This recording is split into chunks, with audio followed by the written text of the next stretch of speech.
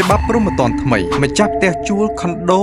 ឬសន្តាគារដែលមានចេតនាលាក់បាំងជនបរទេសខុសច្បាប់នឹងត្រូវពិន័យ4លានរៀលសម្ដេចមហាបវរធិបតីហ៊ុនម៉ាណែតនាយករដ្ឋមន្ត្រីនៃកម្ពុជាបានចេញអនុក្រឹត្យថ្មីស្តីពីការគ្រប់គ្រងសន្តិសុខតាមទីតាំងរស់នៅប្រមូលផ្ដុំដើម្បីពង្រឹងសណ្ដាប់ធ្នាប់សង្គមឲ្យកាន់តែមានប្រសិទ្ធភាពតាមរយៈអនុក្រឹត្យថ្មីនេះម្ចាស់ទីតាំងដូចជាផ្ទះជួលបរិយាខុនដូអាផាតមិនផ្ទះសំណាក់ឬសន្តាគារដែលមានចេតនាលាក់បាំងនិងអនុញ្ញាតឲ្យជនបរទេសចូលមកកម្ពុជាដោយខុសច្បាប់ស្នាក់នៅក្នុងទីតាំងរបស់ខ្លួនត្រូវពិន័យជាប្រាក់ចំនួន4រៀលរៀលសម្រាប់ជនបរទេសម្នាក់ដោយមិនទាន់គិតដល់ទោសព្រហ្មទណ្ឌផ្សេងទៀតដូចនេះអនុក្រឹត្យថ្មីនេះត្រូវតម្រូវឲ្យម្ចាស់ចលនាទ្រព្យទាំងអស់ត្រូវយកចិត្តទុកដាក់ត្រួតពិនិត្យឯកសារស្នាក់នៅរបស់ភ្ញៀវឬអ្នកជួលឲ្យបានច្បាស់លាស់ដូចជាលិខិតឆ្លងដែននិងពិនិត្យទិដ្ឋាការរបស់ជនបរទេសឲ្យបានហ្មត់ចត់ដើម្បីជៀសវាងការជាប់ពាក់ព័ន្ធនានានិងចូលរួមចំណែករក្សាសន្តិសុខជាតិចង់ទិញលក់ជួលអចលនទ្រព្យមែនទេសូមតាក់ទងមកកាន់ Harbour Property